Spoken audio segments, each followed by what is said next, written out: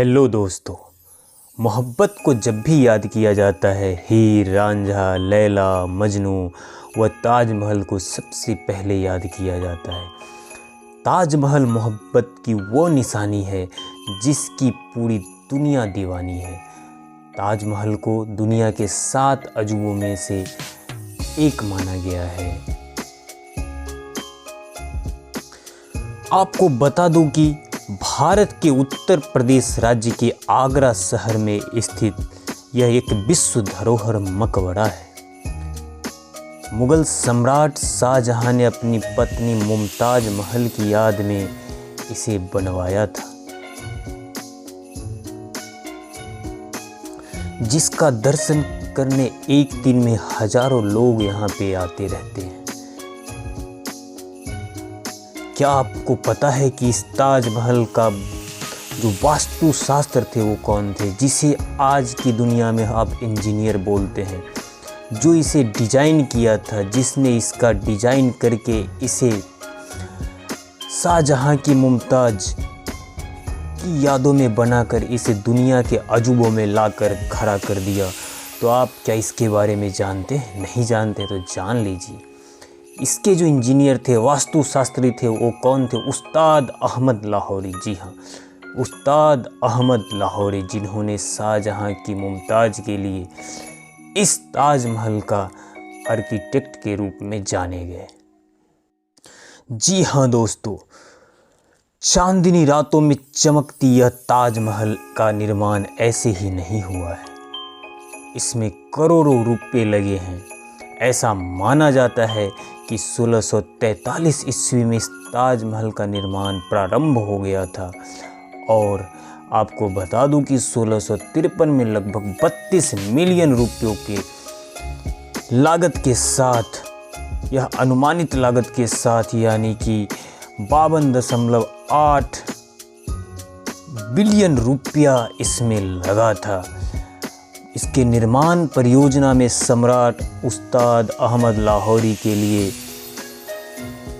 बहुत ही बड़ा यह कठिन कार्य था, लेकिन उन्होंने इसे बनाकर इतिहास में इसका नाम रोशन कर दिया।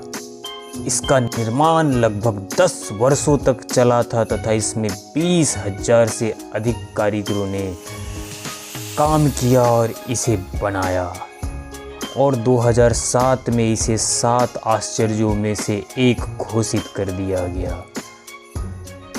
बता दूं कि आगरा नगर के दक्षिण छोर पर एक छोटे से भूमि पठार पर पहले इसकी ताजमहल की परिसीमित की खुदाई की गई थी। पूर्व में इस जमीन पर राजपूताना राज्य के अंतर्गत स्थित था। तो आपको बता दूं कि इस छोटे से क्षेत्र में जयपुर के महाराजा जय सिंह का आलीशान महल था। उसके बाद क्या किया गया कि जयपुर के महाराजा जय सिंह का आलीशान महल था। महाराजा शाहजहां ने इसके बदले जयपुर के महाराजा जय सिंह को आगरा शहर के मध्य एक बृहत महल दिया। लगभग 3 एकड़ के क्षेत्र को खोदा गया। उस क्षेत्र में जहाँ पर ताजमहल बनाना थे, एवं उसमें कूड़ा करकट भरकर उसे नदी सतह से 5 मीटर ऊंचा बनाया गया, जिससे कि सीलन आदि से बचाव हो सके। मकबरे के क्षेत्र में 50 कुएं खोदे गए। 50 कुएं खोदे गए। 50 कुएं खोदने के बाद क्या किया गया, उसमें से खोदकर उसमें कंकर पत्थरों से नींव स्थान भर दिया गया, यानी मजबूती प्रदान करने के लिए ताजमहल जहाँ पर बनना था उसके चारों तरफ 50 कुएं खोदे गए, उसमें कंकर और पत्थरों से उसे भर दिया गया, जिससे कि उसके बेस को मजबूती मिल सके। साथ में फिर बांस के परंपरागत पैर के बजाय एक बहुत बड़ा ईंटों का मकबरे समान ही ढांचा बनाया गया। समझ रहे, यह ढांचा इतना बड़ा था कि अभियांत्रिकों के अनुमान से उसे हटाने में ही सालों लग जाते। और आपको बता दूं कि शाहजहां के आदेशानुसार स्थानीय किसानों को खुली छूट दी गई कि एक दिन में कोई भी चाहे जितनी ईंट उठा सकता है, और वह ढांचा रात भर में ही साफ हो गया। सारी निर्माण सामग्री एवं संगमरमर को नियत स्थान पर पहुंचाने हेतु एक 15 किलोमीटर लंबा मिट्टी का ढाल बनाया गया। 20 से 30 बैलों को खास निर्मित गाड़ियों में जोतकर शिलाखंडों को यहाँ लाया गया और एक विस्तृत पैर एवं बल्ली से बनी चरखी चलाने की प्रणाली बनाई गई, जिससे कि खंडों को इच्छित स्थानों पर पहुँचाया जा सके। यानी जितने भी पत्थर थे उसमें बैल का निर्माण किया गया, यानी बैलों के सहारे क्या किया गया। और आपको बता दूं कि आधारशिला एवं मकबरे को निर्मित होने में 12 साल लगे। इमारतों एवं भागों को अगले 10 वर्ष में पूर्ण किया गया। यानी वैसे तो ताजमहल बनना 1632 में ही प्रारंभ हो गया था, लेकिन जो ऊपरी महल था ताजमहल का वो 1643 से बनना स्टार्ट हुआ और 10 वर्ष ऊपरी महल बनने में, यानी 1653 तक यह बनकर तैयार हुआ। इसमें लगभग काफ़ी रुपये खर्च हुए, लगभग 3 अरब 20 करोड़ रुपया उस टाइम इसका मूल्य आंका गया, उस समय अनुसार आंका गया, जो कि वर्तमान में खरबों डॉलर से भी अधिक हो सकता है ताजमहल के निर्माण में। आपको बता दूं कि ताजमहल को संपूर्ण भारत एवं एशिया से लाई गई सामग्री से निर्मित किया गया था। आपको बता दूं कि ताजमहल में जितनी भी सामग्री था 1000 से अधिक हाथी निर्माण के दौरान यातायात हेतु प्रयोग किए गए थे। 1000 से अधिक हाथी। उसके अलावा पराभासी श्वेत संगमरमर पत्थर को राजस्थान के मकराना से लाया गया था। कहाँ से? राजस्थान के मकराना से लाया गया था। जैस्पर को पंजाब से, हरितास्म या जेड स्फटिक या क्रिस्टल को चीन से लाया गया था। अफ़गानिस्तान से भी लाए गए थे, जैसे फिरोजा तिब्बत, फिरोजा अफ़गानिस्तान से, लेपिज लजूली श्रीलंका से, नीलम एवं अरबिया को इंद्रगोप से लाया गया था।